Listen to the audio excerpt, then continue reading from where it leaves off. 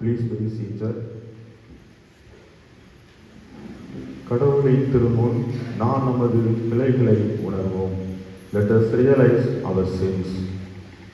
ஆண்டவரே, பிழையை அறிக்கை செய்ய நான் தவறினால் உம்மிடமிருந்து நான் என்னை மறைத்துக் கொள்ளவில்லை, மாறாக எனக்குள் உம்மை மறைத்து விடுகிறேன் என்ற தூய அகஸ்டின் கூற்றுப்படி நாம் நமது பிழைகளை மறைக்காமல் கடவுளிடம் மனத்தாழ்மையாய் அறிக்கையிடுவோம். வாருங்கள்.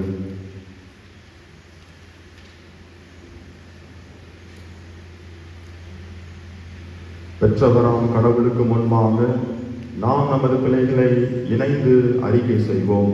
Join with me to confess the sins.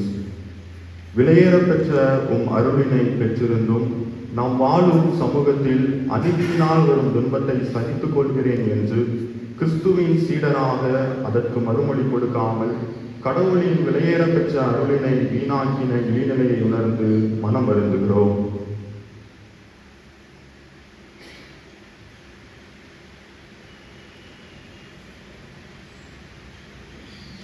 இயேசுவின் சீடராக அழைக்கப்பட்ட நாங்கள் சில தருணங்களில் இயேசுவுக்கு விசிறியாகவும் அவரை புகழ்ந்து பேசும் மேடை பேச்சாளர்கள் போலவும் மட்டுமே இருந்து செயலளவில் எங்களுக்கானவைகளையும் எங்களை சார்ந்திருக்கிறவர்களுக்காக மட்டுமே செயல்பட்டு பிறருக்காக எங்களை இழக்க துணியாத நிலையை எண்ணி மனம் வருந்துகிறோம்.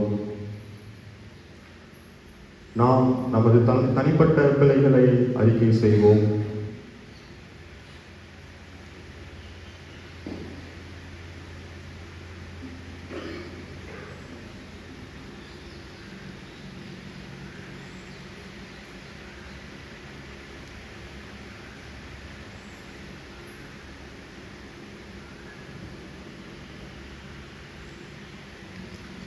பிழை மன்னிப்பின் உறுதியை பெற்றுக்கொள்வோம்.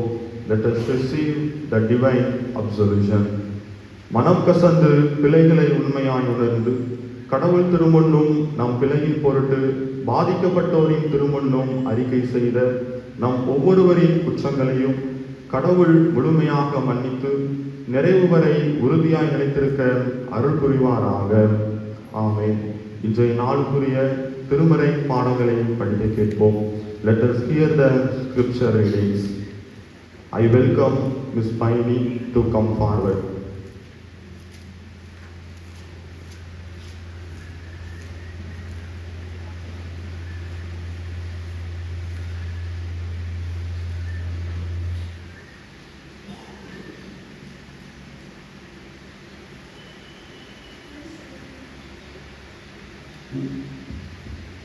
The first reading is from the book of Daniel chapter 6, verse 11 to 23.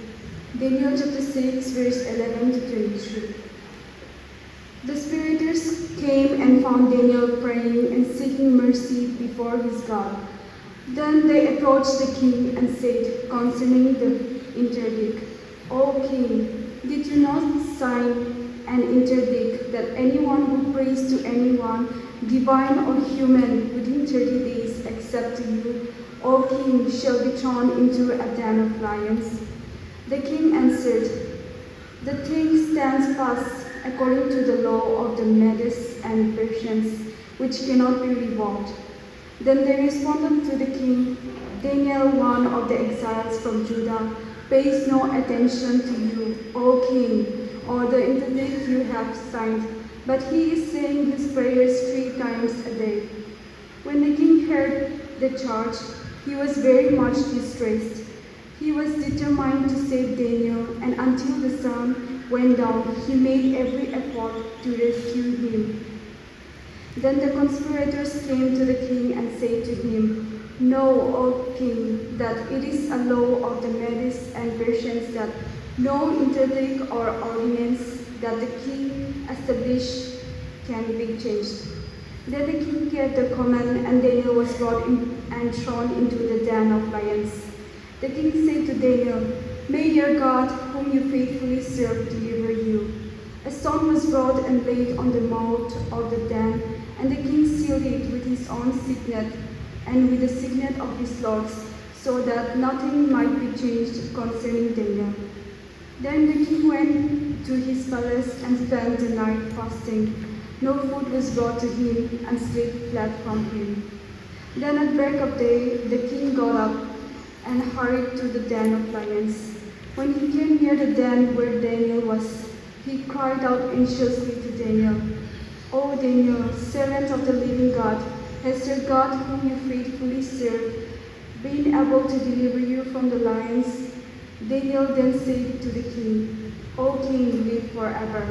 My God sent his angel and shut the lions' mouths so that they would not hurt me, because I was found blameless before him, and also before you, O king, I have done no wrong."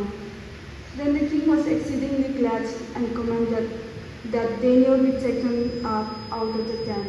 So Daniel was taken up out of the den, and no kind of harm was found on him, because he had trusted in his God. May God bless us all.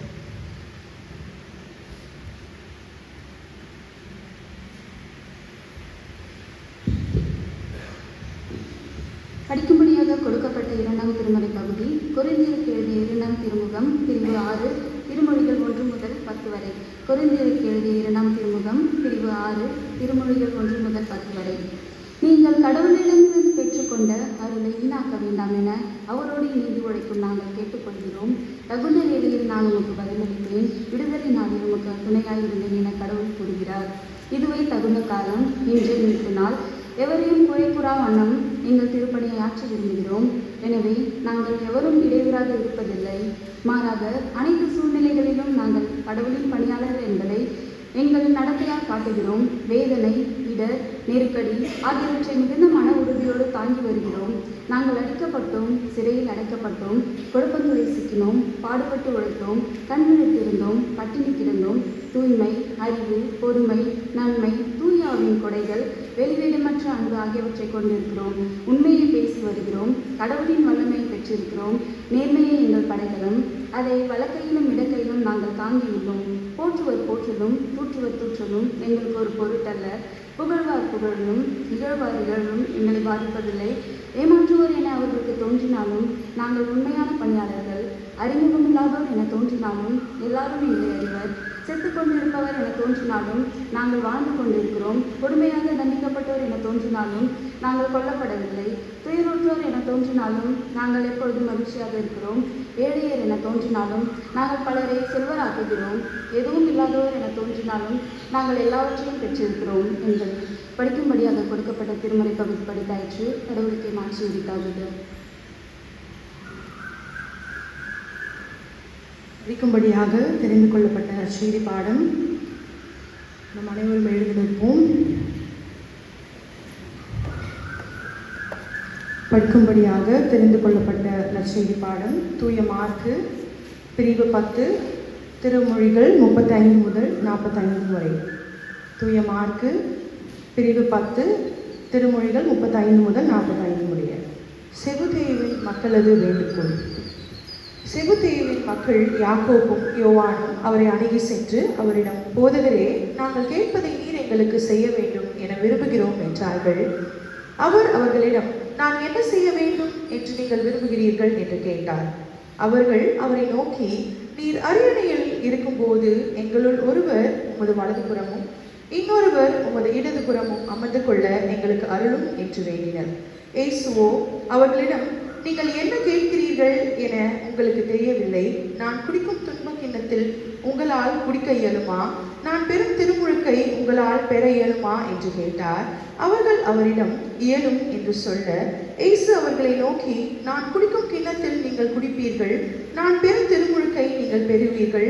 ஆனால் என் வலப்புறத்திலும் இடப்புறத்திலும் அமரும்படி அருள்வது எனது செயல் அல்ல, மாறாக அவ்விடங்கள் யாருக்கு ஏற்பாடு செய்யப்பட்டுள்ளதோ அவர்களுக்கே அருளப்படும்" என்று கூறினார்.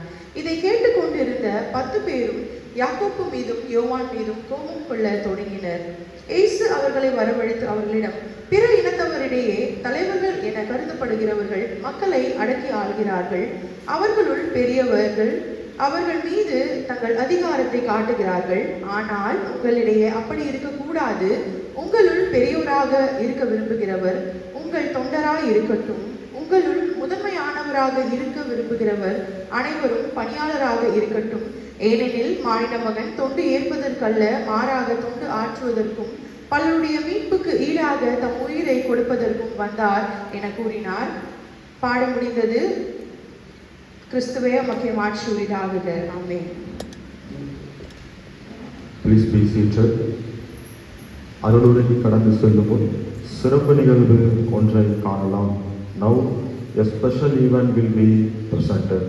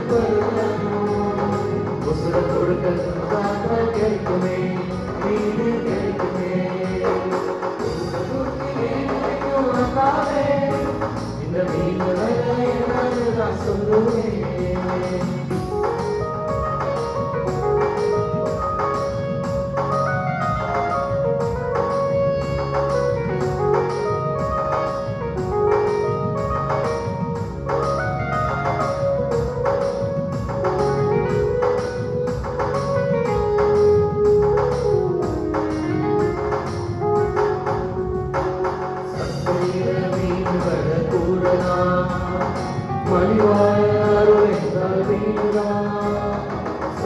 சீட வீடுகள கூடலாம் மறிவான அருள் என்றால் வீடுதான் சீடத்துவம் அந்த வீடு பேருதான் சீடத்துவம் அந்த வீடு பேருதான் நானும் கூட கடவுளோடு சீடலாம் அன்பு சீடலாம் கூட நோக்கி வீட்டிற்கும் அப்பாவே இந்த வீடுகளை என்ன நான் சொல்லுவேன் கூட நோக்கி வீட்டிற்கும் அப்பாவே இந்த வீடுகளை என்ன நான் சொல்லுவேன்.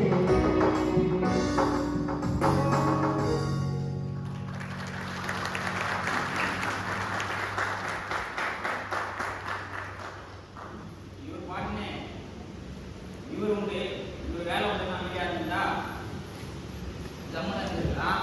ஆமா மச்சான், சமூகம் அதே இதுன்னு சொல்றதுக்குள்ள இதோ தூக்கி அடிச்சுக்கிறாங்க இல்லையா? அதேதான்.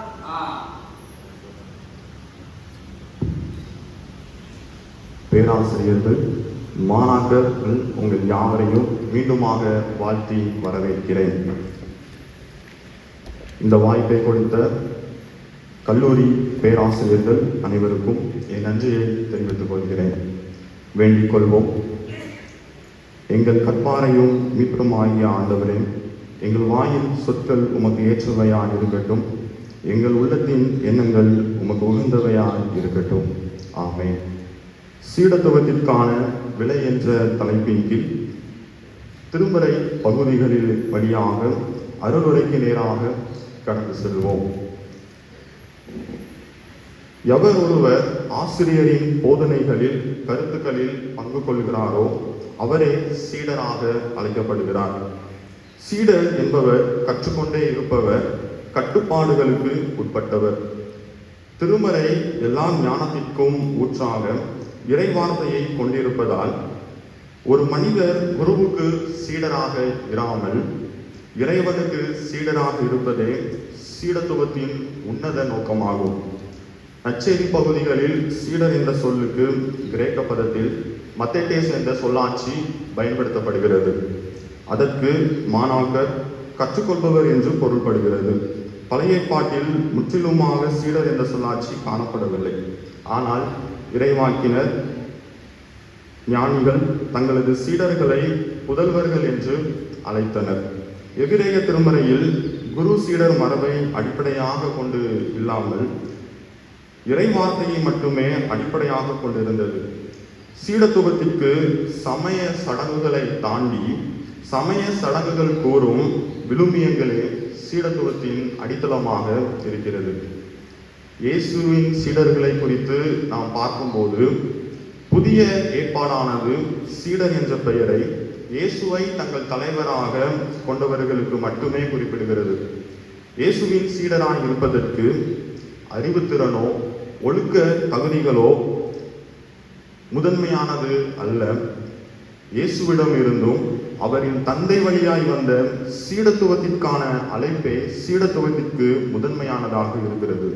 சீடத்துவத்திற்கான விலையை குறித்து நாம் பார்க்கும்போது உலகத்தில் எல்லாவற்றிற்கும் ஒரு விலை இருக்கும். அதே போல இயேசுவின் சீடராக இருப்பதற்கு, மாணாக்கராக இருப்பதற்கு ஒரு விலையை கொடுக்க வேண்டியுள்ளது. ஜெர்மானிய இறையியலாளர் டீட்ரிஷ் போனாவர் அவர் எழுதிய காஸ்ட் ஆஃப் டிசைபிள்ஸ் என்ற நூலில் அவர் கூறும்போது, கிறிஸ்து ஒருவரை அழைக்கிறார் என்றால் அவரை மரிப்பதற்காகவே அழைக்கிறார் என்று எழுதுகிறார்.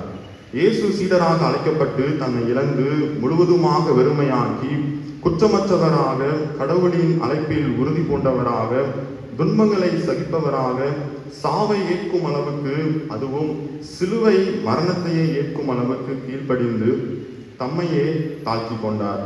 சீடத்துவத்திற்கான விலை என்பது சீடத்துவத்திற்கு அழைக்கப்பட்ட ஒவ்வொருவரும் தான் இருக்கும் நிலையை விட்டு தன் சிலுவையை எடுத்துக்கொண்டு இயேசுவுடன் அவரின் துன்ப கிண்ணத்தில் பங்கு கொள்வதே.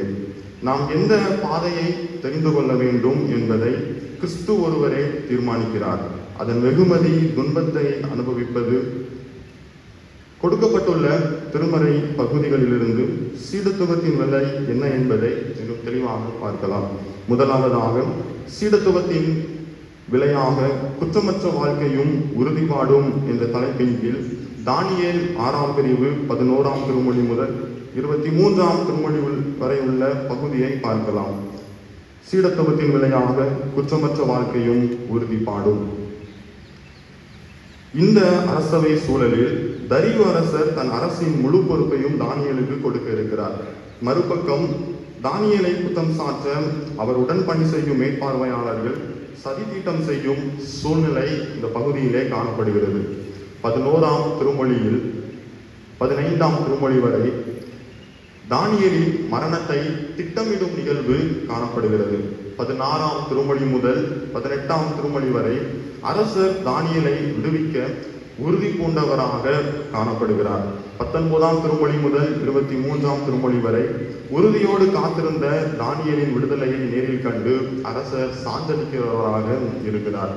தானியேல் தனது சமய வாழ்க்கையை சரியாக கடைபிடிக்கிறவராக இருந்தார். எருசலேம் என்பது யூதருக்கு எருசலேம் கோவிலையும் அக்கோவிலில் குடிக்கொண்டிருக்கும் யாவை கடவுளையும் குறித்தது. எனவே எருசலேம் நோக்கி நின்று கொண்டோ அல்லது தன்னை அறைகளில் முழங்கால் படியிட்டு வேண்டுவது யூத வழக்கம். தானியேலின் சமய வாழ்வை அரசியலாக்கி அதன் மூலம் தானியேலை குற்றவாளியாக அவரது எதிரிகள் சதித்திட்டம் தீட்டுவதை இந்த பகுதியில் பார்க்க முடியும். தரியு அரசர் தன் அரசின் முழு பொறுப்பையும் அவரிடம் ஒப்படைக்க நினைப்பதற்கு காரணம், தானியேலின் வாழ்வில் சமய சடங்குகளானது வெறும் சடங்குகளாக மாத்திரமல்ல, சமய சடங்குகளின் விளிம்பின்படி வாழ்ந்து கடவுளுக்கு முன்னும் அரசருக்கு முன்னும் குற்றமற்றவராக காணப்பட்டதே. 13ஆம் திருமொழியில் அரசரிடம் தானியேலை குற்றம் சாட்டும் போது அரசர் அதை கேட்டு மனம் வருந்துகிறவராக இந்த இடத்திலே காணப்படுகிறார். மனம் வருந்துதல் என்ற சொல்லுக்கு எபிரேய பதத்தில் பேஷ் என்ற சொல்லாட்சி பயன்படுத்தப்படுகிறது. 14ஆம் திருமொழியில் தானியேலை காப்பாற்ற அரசர் இந்த இடத்திலே உறுதி பூண்டவராக காணப்படுகிறார். 18ஆம் திருமொழியில் அரசர் குற்ற உணர்ச்சி கொண்டவராக அந்த இரவு முழுவதும் உறக்கமில்லாமல் இருக்கிறார். 20ஆம் திருமொழியில் பொழுது விடிந்தவுடன் தானியேலிடம் துயர குரலில் பேசுகிறவராக அரசரை குறித்து நாம் பார்க்கிறோம். இங்கு 2 காரியங்களை நம்மால் பார்க்க முடியும். தானியேல் அவருக்கு சொல்லப்பட்ட வரலாற்றில் யாவே கடவுளின் வழிநடத்துதல், விடுதலை பயண வரலாறு, கடவுளின் கட்டளைகள், சமய சடங்குகளில் தவறாது தானியேலுடைய வாழ்க்கை இருந்தது. தரியு அரசர் இந்த பகுதியில் தானியேலுக்காக மனம் வருந்துகிறார், குற்ற உணர்ச்சி கொள்கிறார், துயர குரலை எழுப்புகிறார். முக்கியமாக தானியேலை காப்பாற்ற உறுதி பூண்டவராக இந்த இடத்திலே காணப்படுகிறார். இங்கு தானியேலின் குற்றமற்ற வாழ்க்கையும் தரியு அரசரின் உறுதிப்பாடும் இந்த இடத்திலே காணப்படுகிறது. தானியேலின் குற்றமற்ற வாழ்க்கையானது அவர் கடைபிடித்த சமய சடங்குகளின் விழுமியங்களில் இருந்து வந்தது. அரசருடைய இந்த உறுதிப்பாடு எங்கே இருந்து வந்தது என்ற கேள்வி எழும்புகிறது. அரசருக்கு வரலாற்றில் சொல்லப்பட்ட யாவை கடவுளை பற்றியோ, விடுதலை பயண வரலாறு பற்றியோ, அவருடைய மக்களுக்கு வாக்களித்ததை பற்றியோ எதுவும் அரசருக்கு தெரியாத ஒன்று. எப்படி அரசருக்கு இந்த உறுதிப்பாடு வந்தது என்று பார்க்கும்போது, தானியேல் அரண்மனையில் தன்னுடைய மதத்தையோ சமய சடங்குகளையோ நான் என்ற பெயருக்கோ தானியேல் எந்தவித முயற்சிகளிலும் ஈடுபடவில்லை. அரசவையில் தானியேலுக்கு கொடுக்கப்பட்ட பொறுப்புகளில் அவர் பொறுப்பாண்மையில் உண்மையாக என்ன செய்கிறார்? தானியேல் இருக்கிறார். அரசருக்கு முன்பாக குற்றமற்றவராக காணப்பட்டார். இவைகளே தரியு அரசரின் உறுதிப்பாட்டுக்கு காரணமாக உள்ளது. தானியேல் அரசிடம் சொல்லும்போது, என் கடவுள் தம் தூதரை அனுப்பி சிங்கங்களின் வாயை கட்டி போட்டார், அவை எனக்கு எந்த தீங்கும் செய்யவில்லை என்று அரசரிடம் சொல்லுகிறார். இந்த பகுதி இன்று நமக்கு கற்றுத்தருகிற பாடம் சிங்கக்கவியோ, தானியேலின் நம்பிக்கையான கடவுள் தம் தூதரை அனுப்பி சிங்கங்களின் வாயை கட்டி போட்டார் என்பதையும் தாண்டி தானியேலின் குற்றமற்ற வாழ்க்கையும் நாம் தொடக்கத்தில் பார்த்தபடி மத்தேயேஸ் கற்றுக்கொள்பவர். தரியு அரசர் ஒரு சீடராக தானியேலிடமிருந்து கற்றுக்கொள்ளுகிறார். பேஷ் மனம் வருந்துதல். அரசியல் சூழ்ச்சியினால் ஒரு மனிதனுக்கு அநீதி நேரிடும் போது அரசர் ஒரு சீடராக மனம் வருந்துகிறார். அவருடைய மனம் வருந்துதலும் அரசரின் குற்ற உணர்ச்சியும் அரசரின் துயர குரலும் அரசரின் உறுதிப்பாடும் அரசரின் சாட்சியுமே இந்த பகுதியில் முக்கியமானதாக காணப்படுகிறது. தானியேலின் குரல் தொடக்கத்தில் இல்லாமல் இருந்தது. நான் உயிரோடு இருந்தாலும் சரி, மரித்தாலும் சரி, தன்னுடைய வாழ்வை அவர் இழக்க கொடுக்கிறவராக இந்த இடத்துல காணப்படுகிறார். ஆனால் இங்கு தானியேலுக்கு வாழ்வு கொடுப்பது தரியு அரசரின் உறுதிப்பாடாக இந்த பகுதி நமக்கு சொல்லுகிறது. இந்த தானியேல் நூல் இன்று நமக்கு கற்றுக் கொடுப்பது தானியேலின் குற்றமற்ற வாழ்க்கையும் தரியு அரசரின் உறுதிப்பாடும் சீடத்துவத்தின் விளையாக திருமறை பகுதி நமக்கு கற்றுக் கொடுக்கிறது. இரண்டாவதாக மார்க்கு 10ஆம் பிரிவு 35ஆம் திருமொழி முதல் 45ஆம் திருமொழி வரை. இந்த பகுதிக்கு நான் கொடுத்துள்ள தலைப்பு சீடத்துவத்தின் விளையாக தன்னை இழத்தல். சீடத்துவத்தின் விளையாக தன்னை இழத்தல். யாக்கோபும் யோவானும் இயேசுவிடம் அரியணையில் வரும்போது ஒருவர் உமது வலதுபுறமும் இன்னொருவர் உமது இடதுபுறமும் அமர்ந்து கொள்ள அருளும் என இந்த பகுதியிலே வேண்டுவதை நம்மால் பார்க்க முடியும். ஏன் இவர்கள் இந்த இடத்தை இயேசுவிடம் கேட்கிறார்கள்? ஏன் இந்த இடத்தை அவர்கள் இயேசுவிடம் கேட்கிறார்கள் என்ற ஒரு கேள்வி நம்மிடத்திலே எழும்புகிறது. இயேசு தம்முடைய சாவை 3 முறை முன்னறிவித்தும் சீடர்கள் இயேசுவின் பாடுகளை புரிந்து கொள்ளவில்லை அல்லது புரிந்து கொள்ள விருப்பமில்லை என்பதை கடந்து இயேசு தங்களுக்கு பதவியை தர வேண்டும் என்கிற நப்பாசையை வளர்த்து கொண்டிருந்தார்கள். காரணம், ரோம ஆட்சி சூழ்நிலை காணப்பட்ட வேளையில் அதன் பதவி அதிகாரங்கள் மற்றவர்களை அடக்கி ஒடுக்கும் முறையில் இருந்தது. சீடர்கள் குறிப்பிடும் அரியணை பொதுவாக மெசியா வரும்போது அவர் ஏற்க இருக்கும் அரசு தன்மையை குறித்தது. மெசியா வரும்போது வலப்புறமும் இடப்புறமும் என்பது அரசவையில் இருக்கக்கூடிய முக்கிய பதவிகளாக குறிப்பிடப்படுகிறது. யாக்கோவும் யோவானும் அதிகாரத்திற்கு பதவிக்கு கீழ் முடக்கப்பட்டு வாழ்வதை விரும்பாமல் பதவியில் பாதுகாப்பாக இருக்க இந்த இடத்திலே விரும்புகின்றனர். நீங்கள் கேட்பது என்ன என்று உங்களுக்கு தெரியவில்லை என இயேசுவின் மறுமொழிக்கு பின் எப்படிப்பட்ட ஒரு விலையை கொடுக்க வேண்டும் என்று சிந்திக்காமலேயே அனைத்துக்கும் இயலும் என்று பதில் சொல்வது, என்ன விலை கொடுத்தாலும் சரி எனக்கு பதவி வேண்டும் என்கிற பதவி மோகத்தை அவர்களிடத்திலே பார்க்க முடிகிறது. இயேசு கிறிஸ்து இப்படிப்பட்ட பதவி மோகம் கொண்ட சுயநலம் சார்ந்த சீடத்துவத்தை உருவாக்கவில்லை. தலைவர்கள் என்று கருதப்பட்டு அதிகாரத்தை கையில் எடுத்து மேற்போக்கான வாழ்க்கையை வாழ அல்ல. 43ஆம் திருமொழி முதல் 45ஆம் திருமொழியிலே ஏற்ப சீடத்துவத்தின் விலையானது தொண்டு ஏற்க அல்ல, தொண்டு ஆற்றவும், அனைவருக்கும் பணியாளராக இருந்து இயேசு கிறிஸ்துவின் துன்ப கிண்ணத்தில் நாம் பங்கு கொண்டு பிறருக்காக வாழ்ந்து பிறருக்காக தன்னை இழக்கும் நிலைக்கு தன்னை முழுவதுமாக கொடுப்பது. முக்கியமாக சீடத்துவத்தின் விலை என்பது உயிரை கொடுப்பது, வாழ்வை தியாகம் செய்வது, தன்னை இழப்பது என்று சொல்லும்போது உடனடியான மரணம், குருதி சாட்சி மரிப்பது என்று எண்ணிக்கொள்ளாமல் அது வாழ்வதற்கான அனைத்தையும் துணிச்சலோடு இழப்பது. இன்றைய சூழலிலும் சீடராக பயிற்சி பெற்றுக் கொண்டிருக்கிற நாம் இயேசுவின் துன்ப கிண்ணத்தில் பங்கு பெற விருப்பம் இல்லாமல் இங்கு இருக்கும் போதே சீனியர் ஜூனியர் என்ற பாடுபாடுகளோடு மனக்கசப்புகளோடு வன்மங்களோடு பயிற்சிகளை முடித்து செல்லும் போதே பதவி மோகத்தோடு நான் பாதுகாப்பாக இருக்க வேண்டும் என்று எண்ணி அதற்கு என்ன வேண்டுமெனாலும் செய்வேன் என்ற சிந்தனையில் நான் இருப்பேன் என்று சொன்னால் இயேசுவுக்கு நீங்களும் நானும் சீடராக அல்ல. மார்க்கு 8ஆம் பிரிவு 33ஆம் திருமொழிக்கு ஏற்ப இயேசுவுக்கு முன்பாக சாத்தான்களாக இருக்கிறோம். இன்று இயேசுவுக்கு பல விசிறிகளும் அவரை புகழ்ந்து பேசும் மேடை பேச்சாளர்களும் அநேகர் இருக்கின்றனர். நாம் இயேசுவுக்கு சீடராக இருக்க போகிறோமா அல்லது அவரை புகழ்ந்து பேசும் மேடை பேச்சாளர்களாக இருக்க போகிறோமா? மூன்றாவதாக 2 கொரிந்தியர் பிரிவு 6 1ஆம் திருமொழி முதல் 10ஆம் திருமொழி வரை. இந்த பகுதியை சீடத்துவத்தின் விலையாக துன்பங்களை சகித்தல் என்ற தலைப்பின் கீழ் பார்க்கலாம். சீடத்துவத்தின் விலையாக துன்பங்களை சகித்தல். பவுல் இந்த கொரிந்தியர் 2ஆம் திருமுகத்தை மனமாறிய கொரிந்தியருக்கு நன்றி சொல்லும் நோக்கத்துடனும் தம் திருத்தூது பணியினை ஏற்காதவரை ஏற்றுக்கொள்ள செய்யும் நோக்கத்துடனும் எழுதுகிறார். குறிப்பாக இந்த 6ஆம் பிரிவில் தன் சீடத்துவ பணியை பற்றிய விளக்கத்தை தெளிவாக மக்களுக்கு இந்த பகுதியிலே எழுதுகிறார். 1ஆம் திருமொழியில் கடவுளின் அருளை வீணாக்க வேண்டாம் என்று போதிக்கிறார். இறையியலாளர் டீட்ரிச் பொனாஃபர் அவர்கள் கூறும்போது, கடவுளின் அருள் மலிவாக இலவசமாக கிடைப்பது என்று நினைத்து கடவுளின் அருள் வீணாக்கப்படும் போது அந்த அருளானது சிலுவை இல்லாத, சீடத்துவம் இல்லாத அருளாக இருக்கும் என்கிறார். எது சிலுவை, எது சீடத்துவம்? சிலுவை என்பது துன்பத்தை ஏற்றுக்கொள்ளுதல், சீடத்துவம் என்பது சிலுவையை சுமந்து துன்பத்தை அனுபவிப்பது.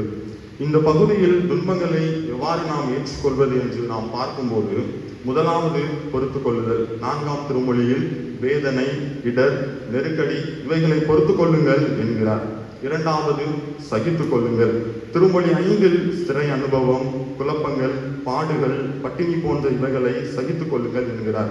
சீடராக இருக்கும்போது ஒரு பிரச்சனையோ சமூக அநீதியோ நமக்கு இழைக்கப்படும் போது அது நமக்கு மட்டும் நிகழ்கிறது என்று தனிநபர் துன்பமாக பார்ப்போமானால் அந்த நிலைமையில்தான் அது நம்மை நேரடியாக பாதித்து விடுகிறதாக இருக்கிறது. இந்த பகுதி சொல்லும் துன்பங்களை ஏற்பது என்பது நமக்கு நேரிடும் அநீதிகளை, துன்பங்களை அமைதியாக மன்னித்து விடுகிறோம் என்று சொல்வது அல்ல. மாறாக நமக்கு நேரிடும் அநீதிகள் நமக்கு மட்டும் நேரிடுகிறதா அல்லது என்னை போன்ற மற்றவர்களுக்கும் நேரிடுகிறதா என்பதை கிறிஸ்துவின் சீடராக அதனை குறித்து ஆழமாக அதற்குள் இருக்கும் வேரை எண்ணி பார்க்க வேண்டும். ஒட்டுமொத்த சமுதாயமும் அநீதியினால் பாதிக்கப்படும் போது நான் மட்டும் துன்பப்படுகிறேன், துன்பங்களை அனுபவிக்கிறேன் என்று எண்ணாமல், நான் யாருடைய பிரதிநிதியாக துன்பங்களை அனுபவிக்கிறேன், இயேசு கிறிஸ்துவின் துன்ப கிண்ணத்தில் பங்கு கொள்கிறேன் என்பதை உணர்ந்து அநீதிகளினால் வரும் துன்பத்தை அமைதியாக ஏற்றுக்கொள்வது அல்ல. துன்பங்கள் நேரிடும் போது என்னை பாதித்து விட்டது என்று உணர்ச்சி பூர்வமாக செயல்படாமல் பவுல் கூறுவது போல, போற்றுவார் போற்றலும் தூற்றுவார் தூற்றலும் எங்களுக்கு ஒரு பொருட்டல்ல, புகழுவார் புகழலும் இகழ்வார் இகழலும் எங்களை பாதிப்பதில்லை. ஏமாற்றுவார் என்று அவர்களுக்கு தோன்றினாலும் நாங்கள் உண்மையான பணியாளர்கள், செத்து கொண்டிருப்பவர்கள் என தோன்றினாலும் நாங்கள் வாழ்ந்து கொண்டிருக்கிறோம். கொடுமையாக தண்டிக்கப்பட்டோர் என தோன்றினாலும் நாங்கள் கொல்லப்படவில்லை. தண்டிக்கப்பட்டோர் என தோன்றினாலும் நாங்கள் கொல்லப்படவில்லை. துயருற்றோர் என தோன்றினாலும் நாங்கள் எப்பொழுதும் மனமகிழ்ச்சியாக இருக்கிறோம். எதுவும் இல்லாதவர் என தோன்றினாலும் நாங்கள் எல்லாவற்றையும் பெற்றிருக்கிறோம் என்ற பவுலின் போதனைகளுக்கு ஏற்ப சமூக அநீதியினால் வரும் துன்ப பாடுகளுக்கு எதிரான மறுமொழியாக சீடத்துவம் காணப்பட வேண்டும். தீய சிந்தனைகள், எண்ணங்கள், பாலியல் வன்கொடுமைகள், ஆணவ கொலைகள், உழைப்பு சுரண்டல் இப்படிப்பட்ட தீமையான வேர்களை வெட்டக்கூடிய அளவுக்கு சீடத்துவத்தின் மறுமொழி இருக்க வேண்டும். கடவுளின் விலையேற பெற்ற அருளினால் துன்பங்களை ஏற்கும் ஆற்றலை நாம் பெற்றிருக்கிறோம். அப்படிப்பட்ட அருளினால் துன்பங்களை ஏற்கும் ஆற்றலை பெற்ற நாம் மறுமொழி கொடுப்பதற்கு மனித ஆற்றலால் முடியாது. கடவுளுடைய அருள் நமக்கு வேண்டும். அந்த அருளை விலை உயர்ந்த அருள் என்று எண்ணுகிறதினால்தான் துன்பங்களை ஏற்றுக்கொள்ள முடிகிறது என பவுல் இங்கே தெளிவுபடுத்துகிறார். ஒரு சீடராக துன்பங்களில் அமைதியாக இருப்போமானால் கடவுளின் விலையேற பெற்ற அருளினை வீணாக்குகிறோம் என பவுல் இங்கு கற்றுக் கொடுக்கிறார். அருட்பணி தொண்டர்கள் சீடத்துவத்தை எவ்வாறு புரிந்து கொண்டார்கள், எவ்வாறு செயல்படுத்தினார்கள் என்பதை நினைவு கூர்ந்து பார்க்க அழைக்கப்பட்டிருக்கிறோம். தங்கள் கால சூழ்நிலைகள், உடைமைகள், தங்கள் குடும்பம் அனைத்தையும் இழக்க துணிந்தார்கள். இன்றைய காலங்களில் நாம் காணும் திருப்பணியாளர்கள், ஆயர்களின் நிலை என்னவாக இருக்கிறது? சுயநலம், போட்டிகள், பதவி மோகம் என்று சுயநலம் கொண்டவர்களாக வாழ்கிறார்கள். குறிப்பாக தன்னை இழக்க அழைக்கப்பட்ட நாம் சீடராக அழைக்கப்பட்ட அழைப்பை இழந்தவர்களாக நாம் காணப்படுகிறோம். 2ஆம் ஆண்டில் 4ஆம் ஆண்டில் சீடராக மாணாக்கராக பயிற்சி பெற்றுக் கொண்டிருக்கிற நாம், 1ஆம் ஆண்டில் பயிற்சியை தொடங்கி இருக்கிற நாம் முற்றிலுமாக நம்மை குற்றமற்றவராக, உறுதிப்பாடு உள்ளவர்களாக, சமூகத்தில் நடக்கும் அநீதிகளுக்கு மறுமொழி கொடுப்பவர்களாக, நாம் வாழ்வதற்குரிய அனைத்தையும் இழப்பதற்கு துணிச்சலோடு இருக்கிறோமா? பலிபீட துணியில் நாம் காண்கிற உள்ளத்திற்கு அடையாளமான வட்டம், வட்டத்தை சுற்றியுள்ள சமய சின்னங்கள் ஒவ்வொன்றும் ஒவ்வொரு விதமான விழுமியங்களை கொண்டுள்ளது. சீடராக இருப்பதற்கு கிறிஸ்தவ சமயத்தை சார்ந்துதான் இருக்க வேண்டும் என்று இல்லை. நமக்குள் இருக்கும் சமய சடங்குகளை நம் வாழ்வில் இருந்து வெளியே வைத்து நம்மை வெறுமையாக்கி அதிலிருந்து நல்ல தகவுகளை மட்டும் சீடத்துவத்தின் மாதிரியாக எடுத்துக்கொள்ள அழைக்கப்பட்டிருக்கிறோம். நிறைவாக, ஒவ்வொரு காலகட்டத்திலும் பல்வேறு அநீதிகளினாலும் துன்பங்களினாலும் பாதிக்கப்பட்டு மக்களின் கூக்குரல் தலைமுறையாக பல்வேறு நிலைகளில் கேட்டுக்கொண்டுதான் இருக்கிறது. அந்த கூக்குரல் கடவுளை அழைக்கிறது. அந்த கூக்குரலின் வழியாக கடவுள் நம்மை பணி செய்ய அழைக்கிறார். கடவுளின் பணிக்கு எப்படிப்பட்ட விலையை கொடுக்க போகிறோம்? கடவுள் தாமே இந்த வார்த்தைகளை ஆசீர்வதிப்பாராக. ஆமென்.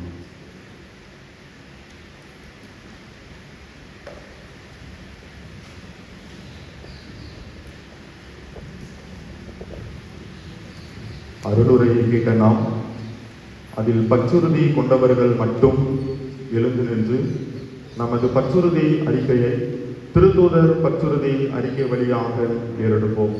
We have heard the sermon. Those who have faith according to the sermon shall we rise and confess our affirmation. விண்ணையும் மண்ணையும் அழகாய் படைத்து தற்போது அதன் நிலையை கண்டு வருந்தும் கடவுளை நம்புகிறோம். அதன் முதல் செயல்பாட்டாளரான அவர் தம் மகன் இயேசு கிறிஸ்துவை நம்புகிறோம்.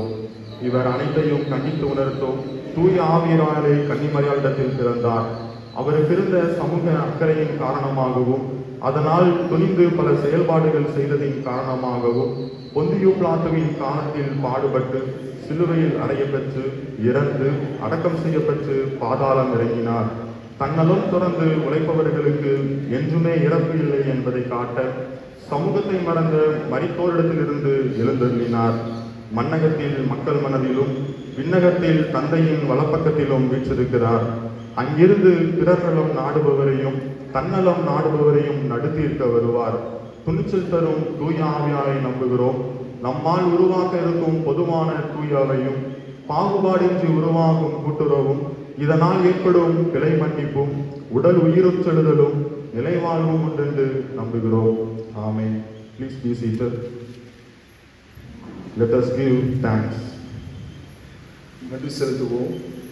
எங்கள் தமிழ்நாடு இறையியல் கல்லூரி புதிய கல்வியாண்டில் அடியெடுத்து வைக்க அருள் இருந்ததற்காகவும் இக்கல்வியாண்டில் முரண்படு உலகில் அமைதியை கட்டுவோர் என்ற செம்பொருளில் புதியதொரு சமுதாயம் உருவாக்கிட எங்கள் சிந்தைகளை கூர்மைப்படுத்துகின்ற திரு வார்த்தைகளுக்காகவும் மேலும் எங்களை சிறந்ததொரு சிந்தனையாளர்களாகவும் சமூக செயல்பாட்டாளர்களாகவும் திருப்பணியாளர்களாகவும் உருவாக்கி வருகின்ற அருளுக்காக இறைவா உமக்கு நன்றி செலுத்துகின்றோம். பிற நாடுகளிலிருந்து வந்து இந்திய சமூகத்திலும் சமுதாயத்திலும் மற்ற சமுதாயத்திலும் கல்வி, மருத்துவம், சேவை, நாகரீக மாற்றம், சமுதாய மாற்றம் ஏற்படுத்தி தேவையுள்ள மக்களின் தேவைகளை சந்தித்த அருட்பணியாளர்களை இந்நாளில் நாங்கள் நினைவு கூறுகின்றோம். அவர்கள் வழியாக நாங்கள் அடைந்த நன்மைகளையும் நினைவு கூறுகின்றோம். கிறிஸ்துவைப் போலவே அருட்பணியாளர்கள் தங்கள் முழு வாழ்வையும் சமுதாய தேவைகளுக்காய் அர்ப்பணித்து திட்டங்களை நிறைவேற்றிய அவர்களுக்கு இறைவா உங்களில் நின்று நன்றி செலுத்துகின்றோம். Let us intercede. மன்றாடுவோம். எங்கள் இந்திய நாட்டிற்காக இறைவா உம்மை நோக்கி வேண்டிக் கொள்கிறோம். ஆளும் பிரதமர் மற்றும் அமைச்சரவைகள் சிறந்த முறையில் செயல்படவும் பொதுமக்கள் மீது அதிக அக்கறை கொண்டு நலத்திட்டங்களை உருவாக்கவும் செயல்படவும் அருள்தாரும். இந்திய நாட்டின் நிதியமைச்சர் ஏழை எளிய மக்களை கவனத்தில் கொண்டு நிதிசார் திட்டங்களை அமைக்கவும் நாட்டு மக்களின் வாழ்வு சிறக்கவும் இறைவா உம்மை நோக்கி மன்றாடுகிறோம். எங்கள் தமிழ்நாடு இறையியல் கல்லூரிக்காகவும் கல்லூரியின் ஆட்சிமன்ற தலைவர், முதல்வர், துணை முதல்வர், கல்வியாளர்கள், பேராசிரியர்கள், அனைத்து பணியாளர்களுக்காகவும் நோக்கி வேண்டிக் கொள்கிறோம். அவர்களுக்கு தேவையான உடல் சுகத்திற்காகவும் நல்ல ஞானத்திற்காகவும் சிறப்பான முறையில் செயல்படவும் அருள் தாரும். மேலும் 1ஆம் ஆண்டு மாணவர்களுக்காக வேண்டிக் கொள்கிறோம்.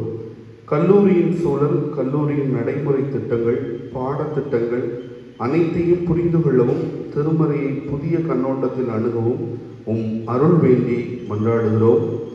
மேலும் 2ஆம் ஆண்டு மாணவர்கள் தாங்கள் தங்கியிருக்கிற பகுதிகள் அவர்களுக்கு ஏற்புடையதாய் அமையவும், கல்லூரி வளாகத்திற்கு வெளியே இருந்து வருகிறபடியால் அவருடைய பயண பாதுகாப்புக்காகவும் வேண்டிக் கொள்கிறோம். 3ஆம் ஆண்டு மாணவர்கள் தீவிர களப்பயிற்சிக்காக சென்ற இடங்களில் சிறப்பாக செயல்படவும் அவர்களுக்கு தேவையான அனைத்து உதவிகளையும் செய்து தரும்படி வேண்டிக் கொள்கிறோம். 4ஆம் ஆண்டு மாணவர்கள் தங்களுடைய திறனாய்வு வழிபாடுகளை சிறப்பாக நடத்தவும், மேலும் ஆய்வு கட்டுரையை தாங்கள் தேர்ந்தெடுத்த தலைப்பில் புதிய சிந்தனையோடு இந்த சமுதாயத்திற்கு தேவையான ஆய்வுகளை மேற்கொள்ளவும் அருள் தாரும்.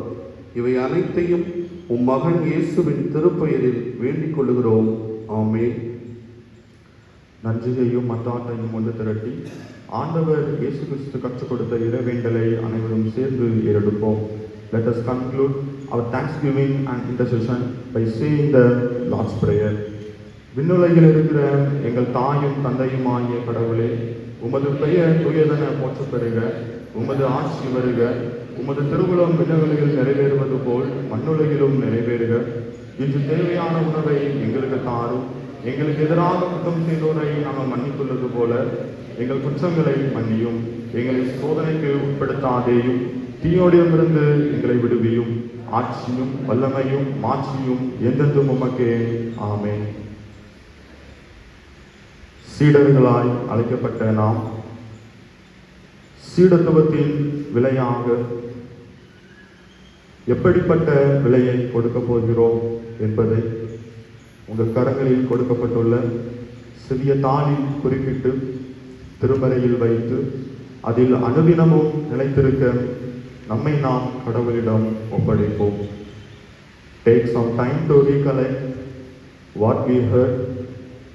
What will be our task to give us disciples? Make notes of it in the given sticky notes and keep it in your Bible as an act of dedication.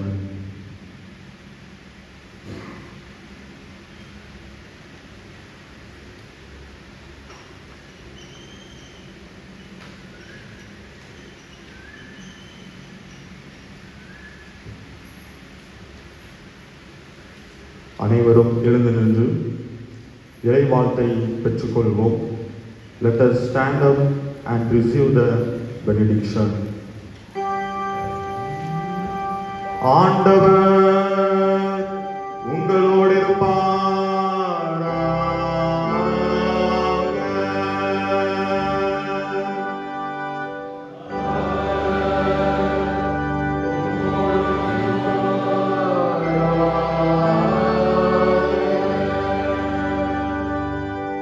ஆண்டவர் உங்களை வாழ்த்தி உங்களை காப்பாராக. ஆண்டவர் தம் திருமுகத்தை உங்கள் மேல் ஒளிரச் செய்து உங்கள் மீது அருள் பொழிவாராக. ஆண்டவர் தம் திருமுகத்தை உங்கள் பக்கம் திருப்பி உங்களுக்கு அமைதி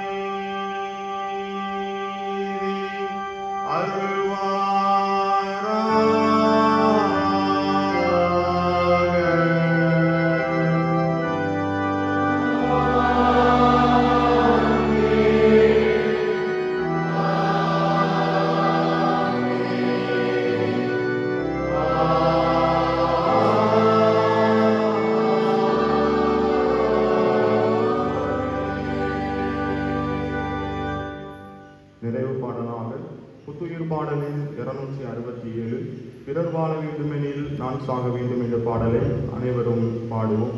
Let us sing closing song, Jubilee Apsaradi புத்துயிர் பாடல்கள், song number 276.